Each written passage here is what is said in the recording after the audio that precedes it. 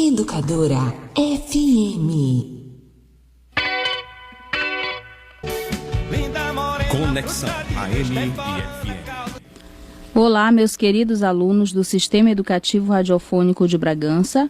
Sejam todos bem-vindos a mais uma aula de língua portuguesa. E essa aula de hoje é para que nós possamos rever alguns assuntos para a nossa recuperação, né, que será realizada em agosto. Então, nem todo mundo sabe, nem todas as pessoas ainda foram informadas das notas, até porque nós não terminamos de corrigir. Mas é importante que todos escutem, todos ouçam essa aula, tá? Para que a gente possa dar sequência aos nossos estudos, né? Hoje foi a festa da nossa escola, então desde já quero agradecer a todas as pessoas que compareceram, que estiveram presentes, que colaboraram. Muito obrigada pela parceria de vocês. Sem vocês, o SERB não existe.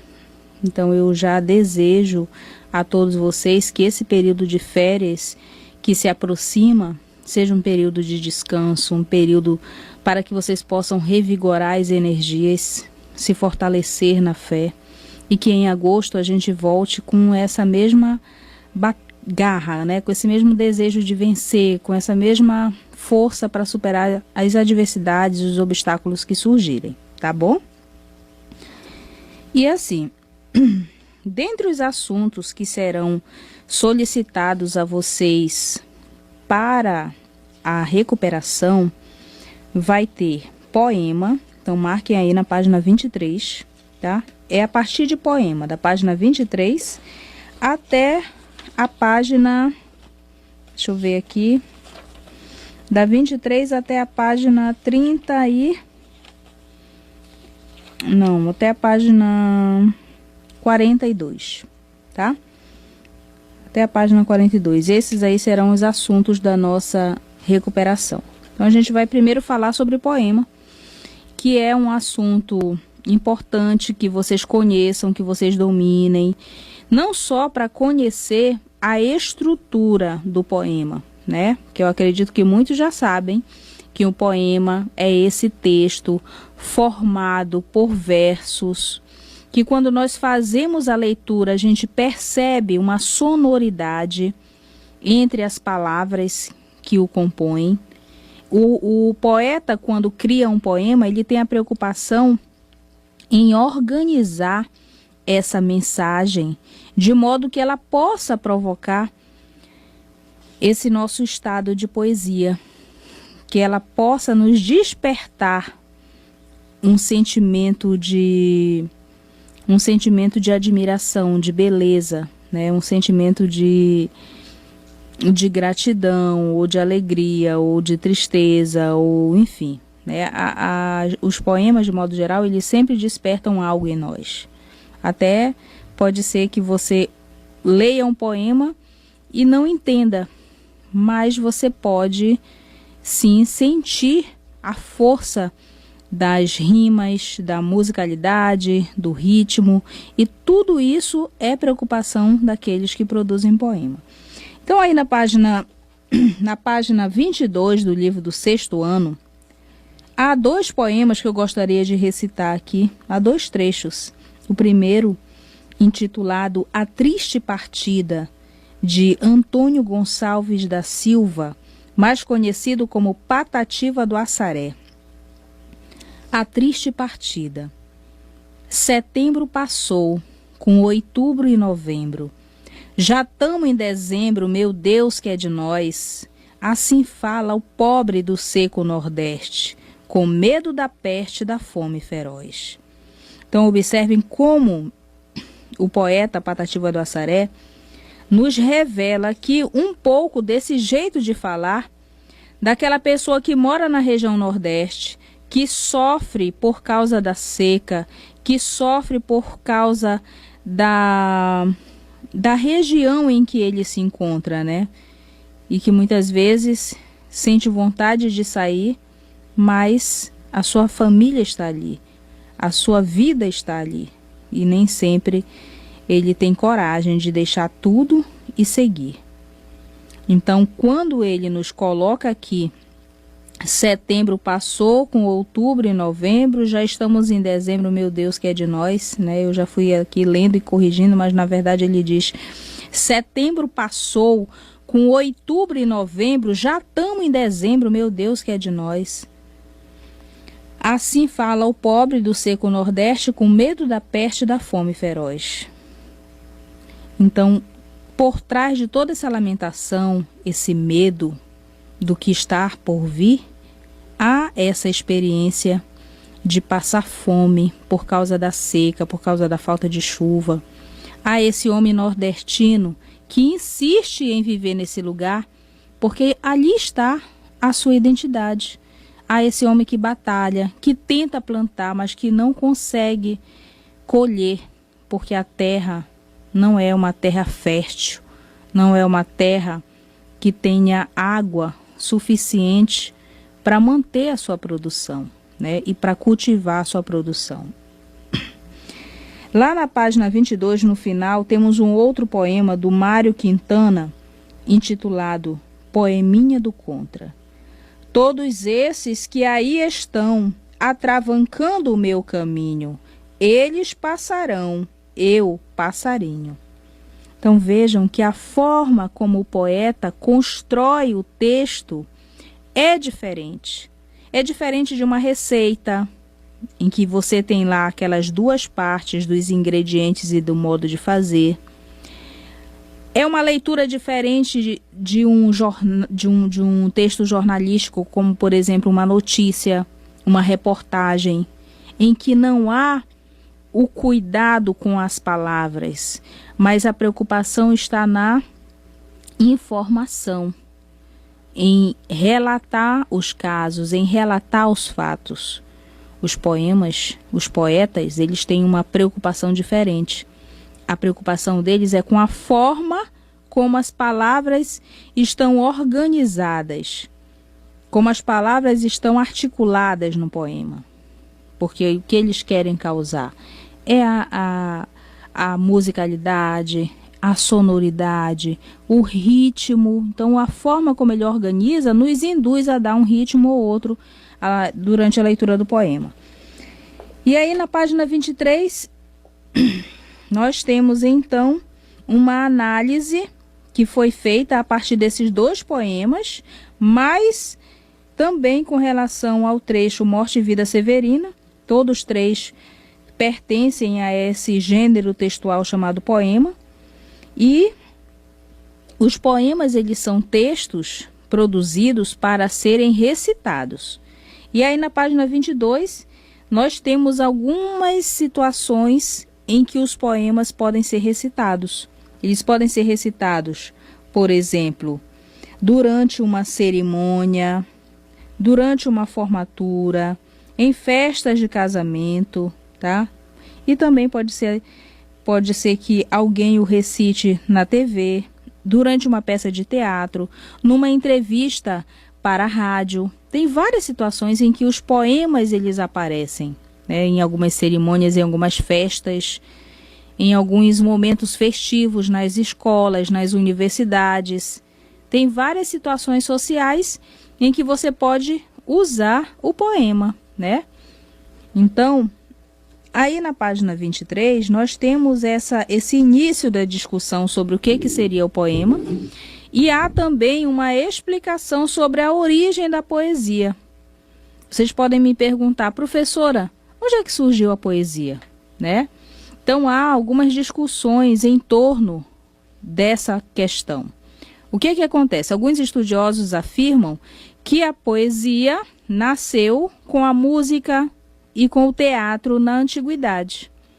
Outros acreditam que essa forma de expressão seja ainda mais antiga, anterior à escrita, isto é, segundo essa hipótese, antes mesmo de possuir um sistema para registrar as palavras por escrito, os homens produziam poesia oralmente, como parte de suas necessidades de comunicação. E é importante a gente perceber que há uma diferença entre poema e poesia. O poema em si é esse gênero textual que é formado por versos, por estrofes, por rimas. Essa estrutura palpável, essa estrutura que a gente consegue ver, tá? Essa é a estrutura do poema. Já a poesia, ela ultrapassa essa limitação da escrita, das rimas, da melodia. Ela tem a ver com o nosso estado de espírito diante de uma obra, diante da natureza, diante da vida. Você pode sentir a poesia olhando uma paisagem, por exemplo. Não tem, às vezes, situações em que nós estamos diante de determinadas paisagens e a gente sente algo diferente dentro de nós, como se, ao entrar em contato com aquela paisagem, algo mudasse dentro da gente, nos levasse para um outro universo. A gente se encanta, né, diante de determinadas paisagens. Esse encantamento é poesia. Quando nós estamos também ouvindo uma música que nos chama a atenção, que nos leva para um outro estado de espírito, que nos faz transbordar sentimentos que há tempo a gente não sentia, que nos faz pensar em outros momentos, em outras pessoas, em outros lugares, que nos desperta amor, desperta paixão, desperta alegria, saudosismo. Isso também é poesia. Quando nós estamos diante de uma peça de teatro, assistindo aquele espetáculo, e ali em algum momento a gente esquece tudo, esquece os problemas, esquece quem somos, e a gente se deixa mergulhar por aquele universo que se apresenta diante de nós. Por alguns momentos a gente sobe, né? A gente vai ao céu, digamos assim, a gente levanta, levita, a gente tem essa sensação diferente, essa sensação de transbordamento. Isso é poesia. É poesia quando você está diante da recitação de um poema e algo toca em você, e algo muda em você, e você transborda a alegria, e você sente que aquele poema mudou algo dentro de você, te fez sentir algo que há muito tempo você não sentia. Então essas pequenas experiências que nós temos diante dessas situações e até diante da vida são exemplos de poesia.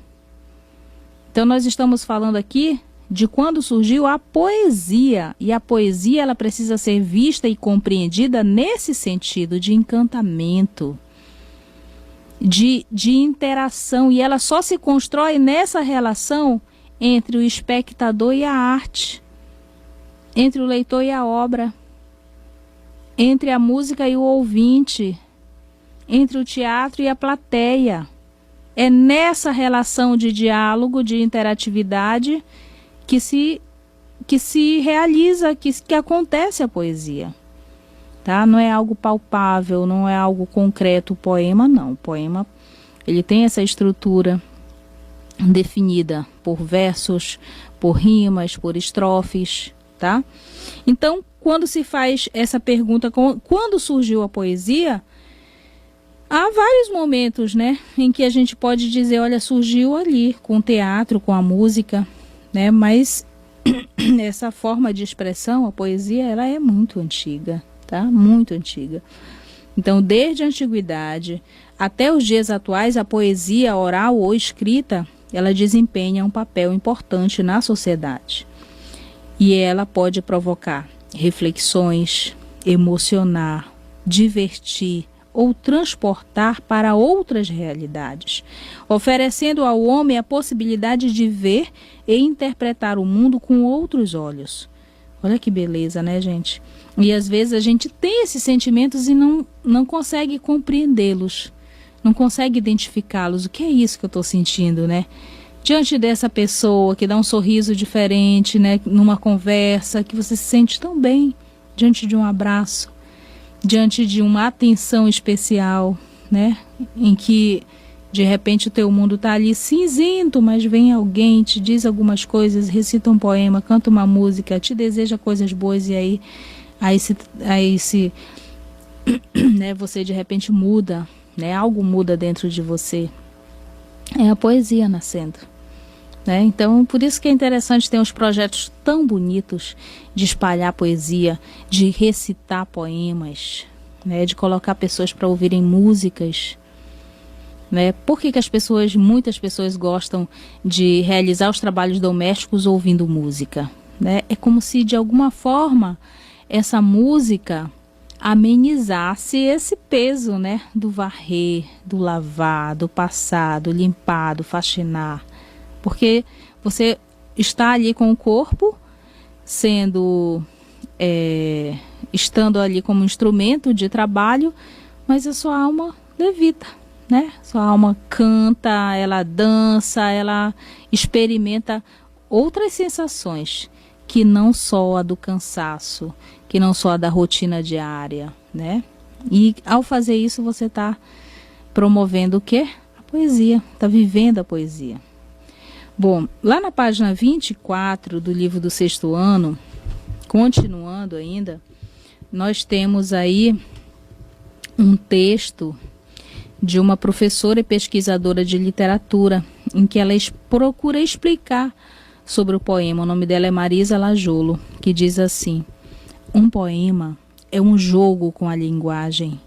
Compõe-se de palavras, palavras soltas, palavras empilhadas, palavras em fila, palavras desenhadas, palavras em ritmo diferente da fala do dia a dia, além de diferentes pela sonoridade e pela disposição na página. Os poemas também representam uma maneira original de ver o mundo, de dizer as coisas. Olha só que belo texto, né? Que nos apresenta uma definição, um conceito, talvez, do que seja o poema, né? E aí na página 24 nós temos as características do poema. Mas antes de olhar as características, eu vou recitar esse pequeno poema aí do nosso grande escritor Manuel de Barros, que diz assim: as coisas muito claras me noturnam. Manuel de Barros, o nome dele na verdade é Manuel Venceslau Leite de Barros. Ele nasceu em Cuiabá, no Mato Grosso, em 1916. É advogado, fazendeiro. Entretanto, como acontece sempre, né, com os poetas, foi na literatura que ele se tornou conhecido em todo o país. E ele escreveu livros que lhe renderam muitos prêmios, como, por exemplo, o Prêmio da Academia Brasileira de Letras, em 2000, e o Prêmio Jabuti, que foi nos anos de 1989 e 2002. E ele escreveu seu primeiro livro quando ele tinha apenas 18 anos de idade. Então, se o Manuel de Barros começou tão cedo escrevendo, aí eu pergunto, quantos de vocês têm 18 anos? Vocês também já arriscaram escrever um poema? Pegar uma caneta, um lápis, um papel e tentar escrever um poema? É uma experiência, né? Às vezes até dá medo, mas eu escrever um poema? Por que não? É bom, exercitem essa experiência. Então ele escreveu seu primeiro livro aos 18 anos, mas esse livro nunca foi publicado e o primeiro poema ele escreveu quando ele tinha 19. Poemas Concebidos Sem Pecado foi a sua primeira publicação, em 1937. E entre as obras que ele produziu, destacam-se Compêndio para Uso dos Pássaros, em 1960, Livro sobre Nada, em 1996, e Poemas Rupestres, em 2004. Então, o Manuel de Barros ele teve essa experiência com a literatura desde jovem, desde muito cedo. E esse poema que nós acabamos de ler, pequeno, mas que nos leva a reflexões, as coisas muito claras me noturnam. São resultado dessa experiência com a linguagem, com as palavras. Então, os poemas, eles podem abordar vários temas.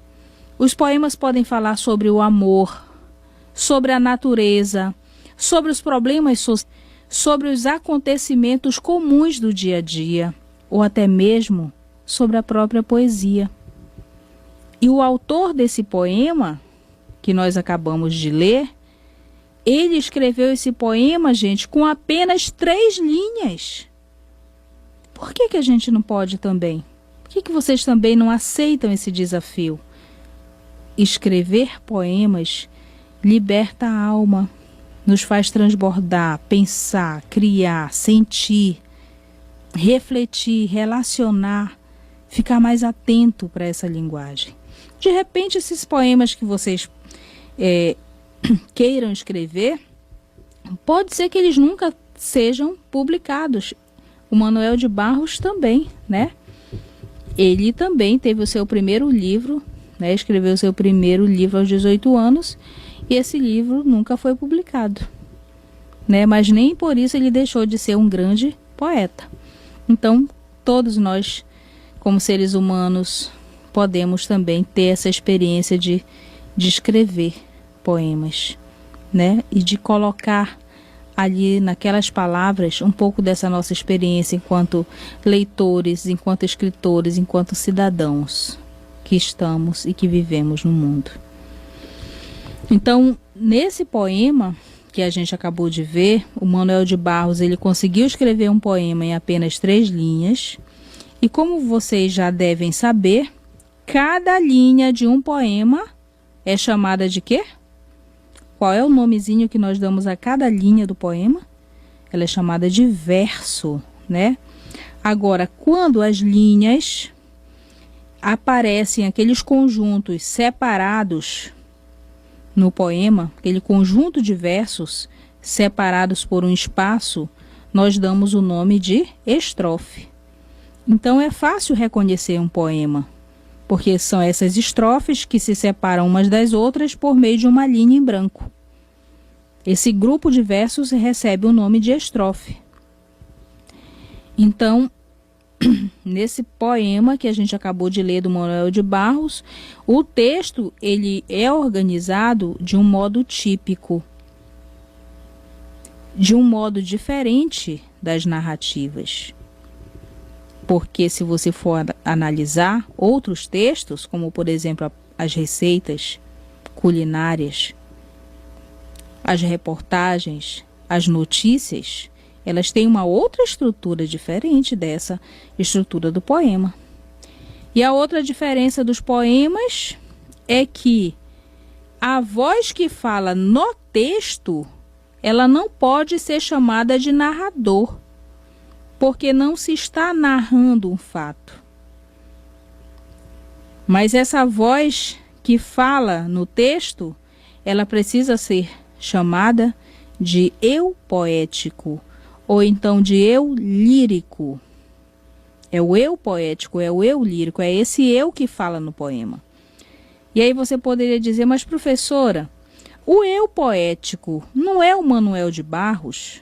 Não. O Manuel de Barros, ele é o autor do poema. O eu lírico é esse eu criado pelo poeta. Porque quando eles produzem as poesias, os poemas, se vocês forem perceber, tem hora que você lê o poema e você tem a impressão de que quem está falando é um homem apaixonado. Tem hora que você tem a impressão de que quem fala é uma mulher. Tem horas que você pensa que é uma criança, que é um idoso, que é um adulto. Então você vai construindo uma imagem de quem seria esse eu lírico. Portanto, o eu lírico ele não pode ser o autor. O autor do poema é um. O eu lírico ou o eu poético é outra pessoa. Mas, na verdade, uma pessoa imaginária, né? Um eu lírico criado pelo poeta. Tá? O autor é aquele nome que aparece escrito abaixo do poema. O eu poético ou o eu lírico é esse eu que fala no poema. E quando ele fala no poema, a gente pode imaginar quem poderia ser. Poderia ser um homem, uma mulher, uma criança, um jovem, um adulto, uma pessoa apaixonada, alguém com raiva, alguém magoado. A gente constrói uma ideia de quem é. por causa da voz que fala no poema, independentemente de quem o escreveu, do autor. O eu lírico é uma voz que fala no poema.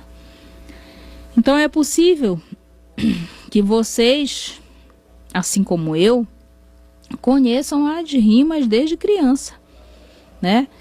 Cantos, músicas, são alguns gêneros textuais que fazem parte da nossa realidade. Quantas e quantas vezes a mãe não canta canções de niná para a criança dormir? Quantas vezes você tem que aprender essas músicas para cantar para o seu filho? Porque você sabe que aquilo embala, né? Que essas músicas embalam, que essas músicas podem fazê-lo dormir, podem fazê-lo aprender, podem fazê-lo compreender os diferentes momentos que ele vai viver ali, a hora do lanche, a hora do banho, né? Aí você canta muitas vezes nesse momento, e principalmente na hora da brincadeira, né? A musicalidade, as rimas, a poesia, ela está presente nessas situações todas aí. Então o que a gente precisa agora é reconhecer esses elementos, essas características do poema e entender, né, a dimensão da poesia na vida do ser humano, tá?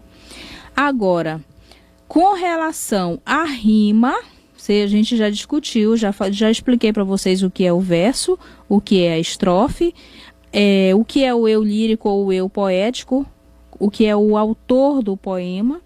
Agora a gente vai falar de rima, né? Quando nós estamos cantando, quando alguém está recitando um poema, quando nós estamos ouvindo uma música, uma letra de canção, fica muito evidente aos nossos ouvidos que algumas palavras, elas possuem o mesmo som. Então, se algumas palavras possuem o mesmo som, eu estou então diante de rimas, tá? Rimas. Então essas rimas, elas estão presentes assim desde a nossa infância. Eu acredito que, sabe, em raras exceções pode ter alguém que diz de dizer aí, olha, eu nunca vi rima nenhuma. Mas aí depois de analisar e entender o que é, vai dizer, ah não, isso aí eu conheço. Então onde é que elas estão presentes? Nas cantigas de roda, nas quadrinhas, nas parlendas, nas musiquinhas do dia a dia. Então essa rima é a repetição de sons no final de 2 ou mais versos. E ela é perceptível, porque ao ler ou ao ouvir alguém lendo, você logo percebe essa musicalidade. Por exemplo, eu vou ler um trecho do poema Morte e Vida Severina. Somos muitos severinos, iguais em tudo na vida, na mesma cabeça grande, que a custa é que se equilibra, no mesmo ventre crescido, sobre as mesmas pernas finas, e iguais também porque o sangue que usamos tem pouca tinta. Então vejam que a gente percebe uma sonoridade entre as palavras vida e equilibra, finas e tinta, né? E se a gente for olhar, a gente vai perceber muitas outras rimas no poema Morte e Vida Severina. E essas informações todas aqui que eu acabo de compartilhar com vocês, elas são importantes para que vocês não esqueçam, tá? Lá na página 25, nós ainda temos um outro poema do Luís Vaz de Camões que diz assim: amor é fogo que arde sem se ver, é ferida que dói e não se sente, é um contentamento descontente, é uma dor que desatina sem doer, é o não querer, mas que bem querer, é o andar solitário por entre a gente, é nunca contentar-se de contente, é um cuidar que ganha em se perder, é querer estar preso por vontade, é servir a quem vence o vencedor, é ter com quem ama, com quem nos mata a lealdade, mas como causar pode ser o favor nos corações humanos amizade, se tão contrário a si é o mesmo amor. Então esse é um lindo poema que eu finalizo a aula de hoje e desejo a todos vocês umas férias abençoadas, cheias de amor, de paz e de muitas coisas boas. É isso e até a nossa próxima aula, se Deus quiser, em agosto.